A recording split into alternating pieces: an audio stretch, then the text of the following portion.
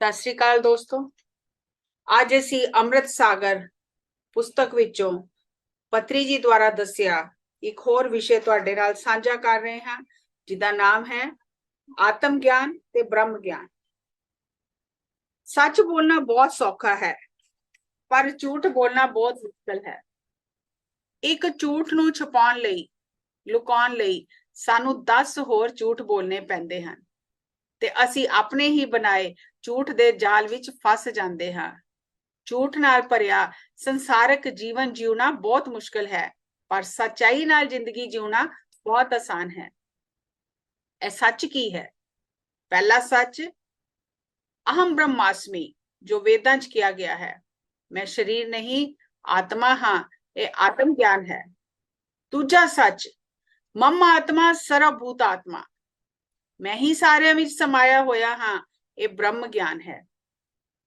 ਅਸੀਂ ਹੀ ਹਰ ਥਾਂ ਤੇ ਹਾਂ, ਤਾਂ ਅਸੀਂ ਕਿਸ ਦੀ ਨਿੰਦਾ ਕਰੀਏ, ਕਿਸ ਦੀ ਵਡਿਆਈ ਕਰੀਏ, ਕਿਸ ਦੇ ਨਾਲ ਮੁਕਾਬਲੇਬਾਜ਼ੀ ਕਰੀਏ? ਦੁਨਿਆਵੀ ਜੀਵਨ ਵਿੱਚ ਮੈਂ ਵੱਖ ਹਾਂ, ਤੁਸੀਂ ਵੱਖ ਹੋ, ਇਹ ਸੋਚ ਹੀ ਗਲਤ ਹੈ। ਮੈਂ ਸਰੀਰ ਨਹੀਂ, ਆਤਮਾ ਹਾਂ, ਇਸ ਸੱਚ ਨੂੰ ਜਾਣ ਕੇ ਤੁਸੀਂ ਆਤਮ ਗਿਆਨੀ ਬਣ ਜਾਂਦੇ ਹੋ। ਮੈਂ ਹੀ ਸਾਰਿਆਂ ਵਿੱਚ ਸਮਾਇਆ ਹਾਂ, ਸਾਰੇ ਮੇਰੇ ਅੰਦਰ ਸਮਾਏ ਹਨ, ਇਸ ਸੱਚ ਨੂੰ ਜਾਣ ਕੇ ਤੁਸੀਂ ਬ੍ਰਹਮ ਗਿਆਨੀ ਬਣ ਜਾਂਦੇ ਹੋ। ਬ੍ਰਹਮ ਗਿਆਨੀ ਨੂੰ ਬ੍ਰਹਮ ਹੱਤਿਆ ਦਾ ਦੋਸ਼ ਵੀ ਨਹੀਂ ਲੱਗਦਾ।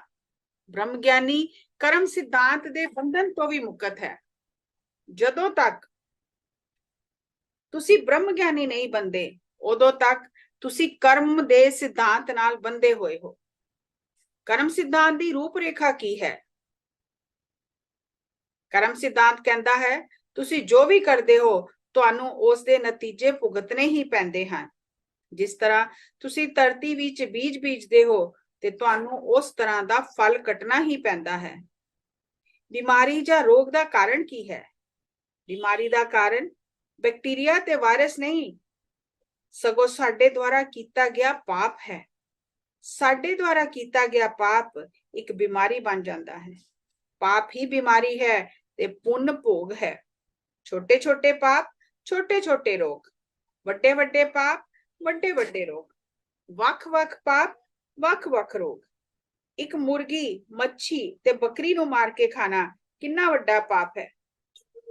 ਅਸੀਂ ਓਨੀ ਹੀ ਵੱਡੀ ਬਿਮਾਰੀ ਨਾਲ ਦੁਖੀ ਹੋਵਾਂਗੇ। ਜਦੋਂ ਮੱਛੀ ਨੂੰ ਪਾਣੀ ਤੋਂ ਬਾਹਰ ਕੱਢਿਆ ਜਾਂਦਾ ਹੈ ਤਾਂ ਉਹ ਆਕਸੀਜਨ ਲਈ ਤੜਫਦੀ ਹੈ। ਇਸ ਪਾਪ ਦੇ ਨਤੀਜੇ ਵਜੋਂ ਉਹ ਵਿਅਕਤੀ ਆਪਣੀ ਸਾਰੀ ਉਮਰ ਦਮੇ ਦੀ ਬਿਮਾਰੀ ਨਾਲ ਦੁਖੀ ਰਹਿੰਦਾ ਹੈ ਤੇ ਆਕਸੀਜਨ ਲਈ ਤੜਫਦਾ ਹੈ।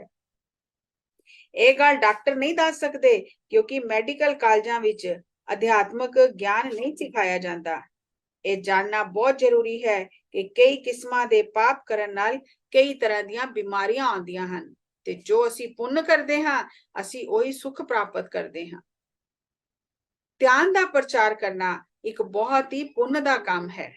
ਅੰਨਦਾਨ, ਕੱਪੜੇ ਦਾਨ, ਗਿਆਨ ਦਾਨ, ਇਹਨਾਂ ਸਾਰਿਆਂ ਵਿੱਚੋਂ ਮਹੱਤਵਪੂਰਨ ਦਾਨ ਹੈ ਧਿਆਨ ਦਾਨ। ਧਿਆਨ ਹੀ ਗਿਆਨ ਹੈ। ਜਿੰਨਾ ਜ਼ਿਆਦਾ ਅਸੀਂ ਧਿਆਨ ਕਰਦੇ ਹਾਂ, ਉਨਾ ਹੀ ਵਧੇਰੇ ਗਿਆਨ ਸਾਨੂੰ ਮਿਲਦਾ ਹੈ।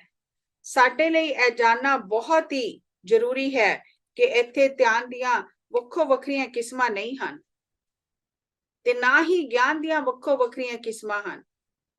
ਇੱਥੇ ਧਿਆਨ ਦਾ ਸਿਰਫ ਇੱਕ ਹੀ ਵਿਗਿਆਨ ਹੈ, ਸਵਾਸ ਦੀ ਖੋਜ, ਭਾਵ ਆਪਣੇ ਕੁਦਰਤੀ ਆਉਂਦੇ ਜਾਂਦੇ ਸਵਾਸਾਂ ਨਾਲ ਜੁੜ ਜਾਣਾ। ਗਿਆਨ ਇੱਕੋ ਇੱਕ ਹੈ। ਮੈਂ ਸਰੀਰ ਨਹੀਂ, ਆਤਮਾ ਹਾਂ ਤੇ ਮੈਂ ਹੀ ਸਾਰਿਆਂ ਵਿੱਚ ਸਮਾਇਆ ਹੋਇਆ ਹਾਂ। ਮਮ ਆਤਮਾ ਸਰਵਭੂਤ ਆਤਮਾ। ਧਿਆਨ ਕਰਨਾ ਬਹੁਤ ਸੌਖਾ ਹੈ। ਜੋ ਲੋਕ ਇਹ ਕਹਿੰਦੇ ਹਨ ਕਿ ਧਿਆਨ ਕਰਨਾ ਬਹੁਤ ਔਖਾ ਹੈ, ਉਹਨਾਂ ਨੂੰ ਧਿਆਨ ਦੇ ਬਾਰੇ ਵਿੱਚ ਕੁਝ ਵੀ ਨਹੀਂ ਪਤਾ। ਹੋ ਸਕਦਾ ਹੈ ਕਿ ਧਿਆਨ ਵਿੱਚ ਆਉਣ ਵਾਲਾ ਇਹ ਉਹਨਾਂ ਦਾ ਪਹਿਲਾ ਜਨਮ ਹੋਵੇ, ਇਸ ਲਈ ਉਹਨਾਂ ਲਈ ਧਿਆਨ ਕਰਨਾ ਔਖਾ ਹੈ। ਪਰ ਜੋ ਬੰਦਾ ਅਨੇਕ ਜਨਮਾਂ ਤੋਂ ਧਿਆਨ ਕਰ ਰਿਹਾ ਹੈ, ਉਸ ਲਈ ਧਿਆਨ ਕਰਨਾ ਬਹੁਤ ਸੌਖਾ ਹੈ। ਆਪਣੀ ਆਪਣੀ ਥਾਂ ਤੇ ਦੋਨੋਂ ਹੀ ਠੀਕ ਹਨ। ਜੇਕਰ ਤੁਸੀਂ ਕੇਵਲ ਇੱਕ ਹੀ ਜਨਮ ਬਾਰੇ ਜਾਣਦੇ ਹੋ ਤਾਂ ਇਹ ਮਾਇਆ ਹੈ। ਜੇਕਰ ਤੁਸੀਂ ਜਨਮ ਪਰੰਪਰਾ ਨੂੰ ਦੇਖਦੇ ਹੋ ਤਾਂ ਇਹ ਅਧਿਆਤਮਕ ਸ਼ਾਸਤਰ ਹੈ।